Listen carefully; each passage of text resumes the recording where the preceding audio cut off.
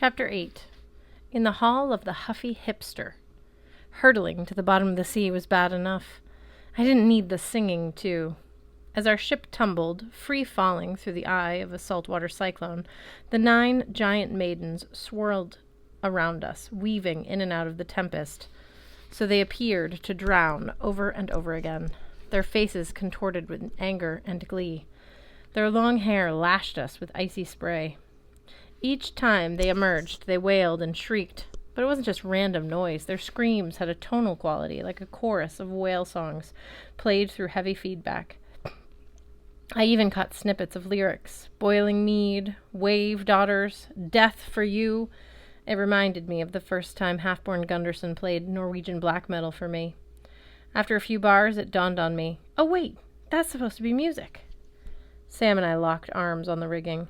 TJ straddled the top of the mast, screaming like he was riding the world's most terrifying carousel pony. Halfborn wrestled the rudder, though I didn't see what good it would do in a downward plunge. Below decks, I heard Mallory and Alex getting thrown around, cufflump, cufflump, cufflump, like a pair of human dice. The ship spun. With a cry of despair, TJ lost his grip and hurtled into the maelstrom.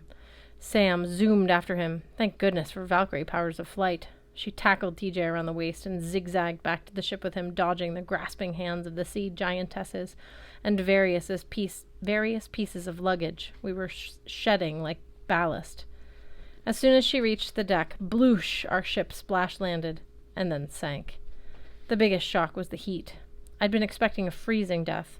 Instead, I felt like I'd been dunked in a scalding bathtub. My back arched. My muscles contracted. I managed not to inhale any liquid. But when I blinked, trying to see which way was up, the water was a strange, cloudy golden color. That can't be good, I thought. The deck surged beneath me. The big banana broke the surface of wherever we were. The storm had vanished. The 9 giantesses were nowhere to be seen.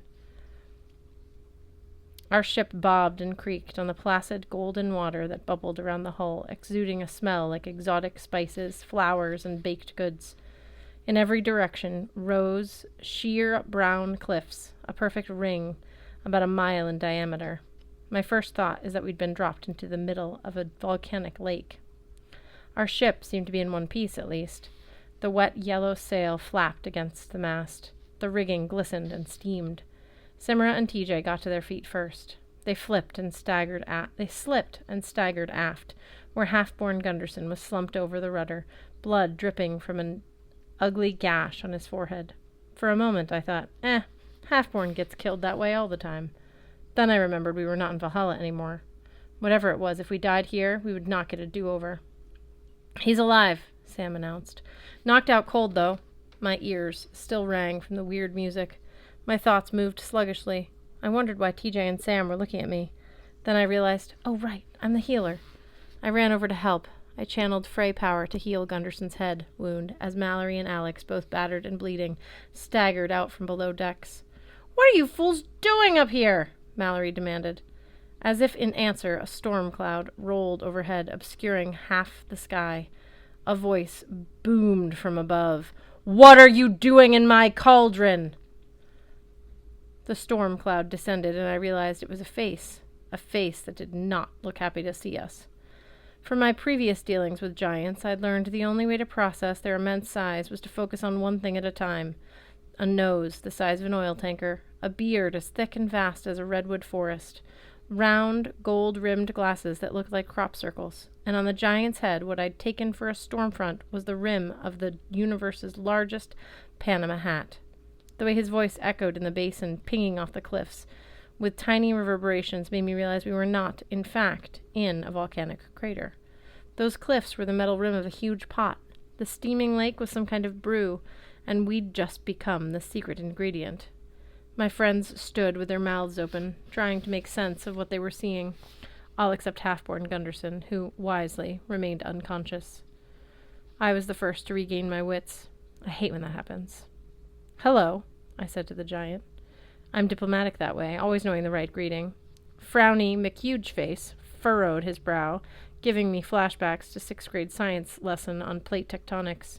He glanced over the side and called out, "Daughters, get over here!" More gigantic faces popped up around the rim of the pot.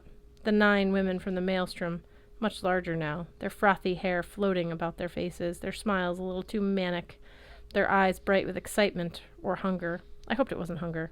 It was probably hunger. "We got them, Dad," one of the women squeaked, or it would have been a squeak if she hadn't been the size of South Boston. "Yes, but why?" their father asked. "They're yellow," another giantess chimed in. "We noticed them right away. With a ship of that color, we figured they deserved to drown." I mentally began composing the list of words that began with F. Frey, father, false, friend, frick, frack, and some others. "Also," said the third daughter, "one of them mentioned mead. We knew you'd want to talk to them, Dad. That's your favorite word." "Whoa, whoa, whoa." Alex Fierro waved her hands like there was a flag on the play. "Nobody here was talking about mead. That's some kind of mistake." He hesitated, and then frowned right at me. "Right? I pointed to Simra, who backed away out of range of Alex's cutting wire. "I was just explaining—" "Doesn't matter," boomed Frowny. "You're here now, but I can't have you in my cauldron. I'm just cooking down the mead. A Viking ship would totally ruin the flavor of the mead." "Of the honey!" I glanced at the bubbling liquid around us. I was suddenly glad I hadn't inhaled any of it. "Honey?" I asked. "Don't you dare call me that," Alex growled. Possibly kidding. I didn't want to ask. A massive hand loomed over us, and Frowny plucked up our ship by the mast. "They're too small to see properly," he complained. "Let's scale things down." I hated it when gigantic people changed the proportions of reality. Instantly the world telescoped around me. My stomach imploded. My ears popped. My eyes expanded painfully in their sockets. Boom! Scrape! Thump! I stumbled over my own feet and found myself standing with my friends in the middle of a vast Viking hall. In one corner our ship lay on its side, hot mead still dripping from the hull. The room's walls were columned with dozens of ship keels, soaring hundreds of feet up and curving inward to form the rafters of a peaked ceiling. Instead of planks or plaster filling in the space between the columns, there was nothing except rippled green water, held in place by no physics that made sense to me. Here and there doors lined the watery walls, leading to our undersea chambers, I guessed. The floor was carpeted in squishy kelp that made me glad I had shoes on. The hall's layout wasn't much different than your typical Viking party pad. A rectangular feasting table dominated the space, with chairs of carved red coral along each side, and an elaborate throne at the far end, decorated with pearls and shark jaws. Free-standing braziers burned with ghostly green flames, filling the hall with a smell like toasted seaweed. Hanging over the main hearth fire was the cauldron we'd been floating in, though now it appeared much less massive, maybe just big enough to cook a team of oxen in.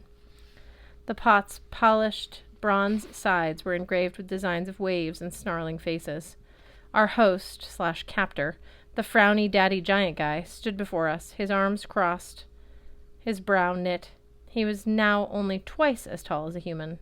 The cuffs of his army green skinny jeans were turning up over pointy black boots. His suit vest was buttoned over a white dress shirt, the sleeves pushed back to show lots of swirling runic tattoos on his forearms. With his Panama hat and his gold-rimmed glasses, he looked like an agitated Whole Foods shopper, stuck in the express lane behind a bunch of people with too many items, when all he wanted to do was purchase his macrobiotic matcha smoothie and leave.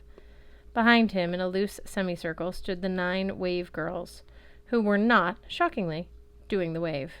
Each giantess was terrified in her own special way, but they all leered and giggled and pushed each other around with the same level of excitement, like fans waiting for a star to come through the stage door so they could tear him to pieces to show their love. I recalled my encounter with the sea goddess Ran, who had described her husband as a hipster who liked macro brewing.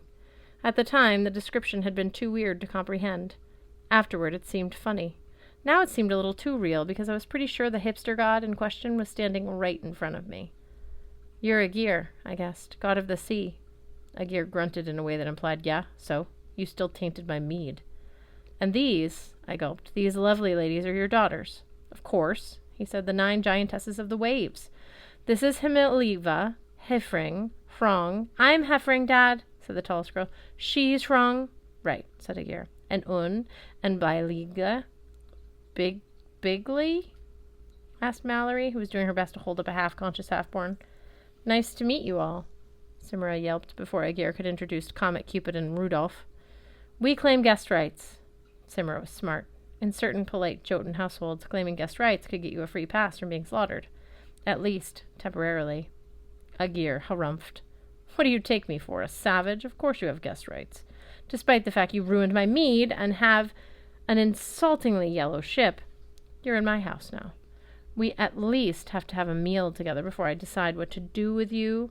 Unless one of you is Magnus Chase, of course, in which case I have to kill you right away. One of you isn't he, I hope.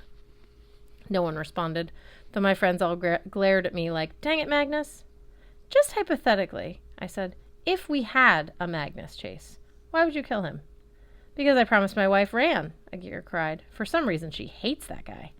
The 9 daughters nodded vigorously, muttering, hates him. A lot. Yes, tons. Ah, I was glad I was drenched in mead.